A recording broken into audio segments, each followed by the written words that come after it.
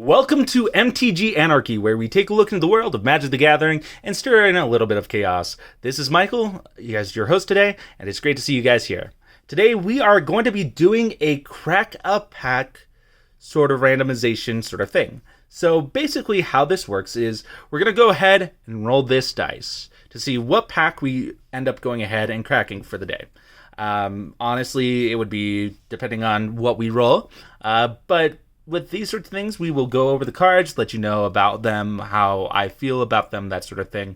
But yeah, with that said, before we actually go ahead and jump right into the Crack-A-Pack, let's go ahead and just give out a little bit of things. First off, if you like seeing what I do and you want to keep up to date on new things that come out on this channel, go ahead and subscribe and ring that bell for notifications that come up here and there. Honestly, I would really appreciate it if you do, because honestly, I'm a newer sort of YouTuber when it comes to Magic, and I want to make sure I can show people what I can do. So that's the honest truth. I mean, last time we did the Crack-A-Pack sort of situation, our rare was this Enigmatic Incarnation. It's not the best rare, but it is what it is. So hopefully we can go ahead and roll a better card and a better number.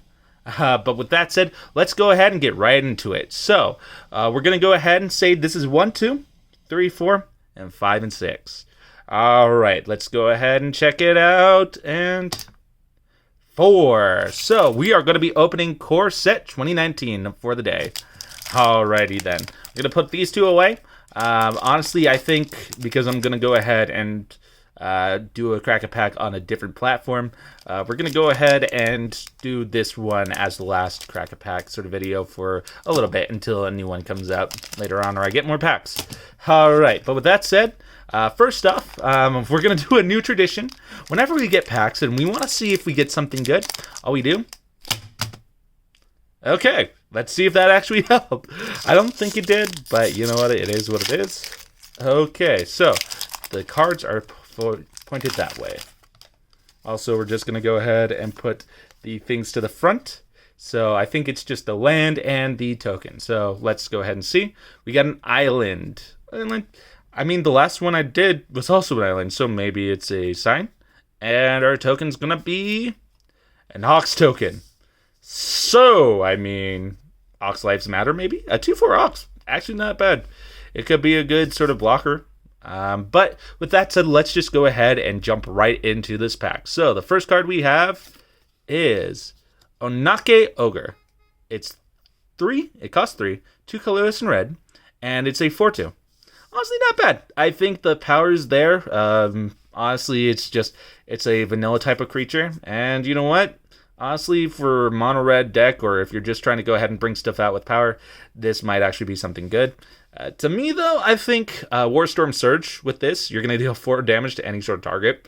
So, yeah, I think this might actually be a pretty decent card, but it is what it is. Next up, we have Inspired Charge. So it costs 4, 2 and 2 white. It's an instant, and creatures you control get +2/+1 until end of turn. Not bad. I mean, +2/+1. It's actually not bad, and it's all your creatures, so it's just a big pump. And if you're going in for that swing and taking things out, yeah, I don't think this is a bad card. I think it may see a bit of play when you're looking into Pioneer or stuff to give pumps, but I mean, for 4, I don't know. What do you guys think? Next up, though, we have Dwindle. So it's 2 and a blue. It's an aura. You enchant creature, and enchanted creature gets -6, -0, and when it blocks, destroy it. Not bad. Enchantment aura. I mean, it goes ahead and reduces the price for creatures for their power, making them -6, -0, and if they block, the creature gets destroyed. Honestly, if something has indestructible, then I don't know. But you know what? I think it's an alright card. I think it could see better, but you know what? It is what it is. Next up, we have Infernal Scarring. It costs 1 colorless and a black. It's also an aura. And enchanted creature gets +2/+0 and has, when this creature dies, draw a card. Actually, not that bad of an aura. I think that the whole situation with when this creature dies, draw a card is a very powerful ability, especially in black. I mean, you don't normally get to see a lot of card draw in black, but Yeah, I think this is a pretty decent card. It's a pretty decent aura, and I mean you can pay 2 and you get +2/+0. And yeah, I think this isn't a bad card. I actually like it. So next card we're looking at Giant Spider. Cost 3 colorless and a green. It's a spider. It has reach, and it's for 2. Its power and toughness is a 2/4. Not a bad spider. I think that this is what the cost is. Honestly, to go ahead and block things with reach and everything like that, to me, that's actually valuable. It's vibrant. It has that sort of thing. So, you know what? It is what it is. I think this is a decent spider for 4. I mean, if it was for 3, I'd see it as a 1/3 sort of situation. But yeah, no, as a common, not bad. Yeah, really not bad. All right, next up, Gearsmith Guardian. It costs 5 colorless. It's a 3/5, and it gets +2/+0 as long as you control a blue creature. I don't know if I like this card as much. I think if you have to play in a deck, you have to play it with blue to get the +2/+0. Honestly, 5 is alright costing. Honestly, you still get a 3/5 out of it, so it can potentially be a 5/5 if you control something that a creature that has blue. I don't think it's a good card. I mean, it's a card, but not the best. Not the best construct, but it is what it is. Honestly, if it's needed out there for something big to go ahead and block stuff, then you know what, it is what it is. Next up, we have Druid of the Cow. It costs a colorless to green. It's an elf druid. It's a 1/3, and if you tap it, you can add green mana. Not a bad druid. Honestly, when it comes down to it, I think elves, it's a Lanamore elves sort of situation, or just one of the ones where it's just to tap, you add a green mana. Honestly, with Theros Beyond Death, that new Nyx Druid or whatever, that legendary Druid, or not legendary, but the enchantment Druid, that triples mana, I think that would actually go well with this. But you know what? I think for green decks and elf decks, it's a fine card. Next up, we have Smelt. If you pay a red, and it's an instant, you can destroy target artifact. Not bad. Honestly, removal for artifacts for 1, or for a red. Yeah, honestly, mono red decks could actually see this used. I think it's not a bad card. I think that this could potentially see play, but honestly, you never know. You never know what you're going to see with it. But next up, Lich's Caress. It's for 5, so 3 colors and 2 black. Sorcery, destroy target creature, you gain 3 life. It's a destroy effect for 5, and to gain 3, it's not the best sort of destroy effect, but I mean, you gain 3 life off it, so there's a plus. But would this actually see any sort of play in Pioneer or anything like that? I don't think so, especially with that mana cost. But yeah, I mean, destroying target creature and getting 2 life for 4, that would have been a little bit better. But yeah, I don't know if this would actually see play. Next up, Gallant Cavalry. It costs 3 colorless and white. It's a human white. It's a 2/2, has vigilance, and when it enters the battlefield, create a 2/2 white knight creature token with vigilance. I mean, 2 creatures that are 2/2s for 4, and they both have vigilance. Not bad.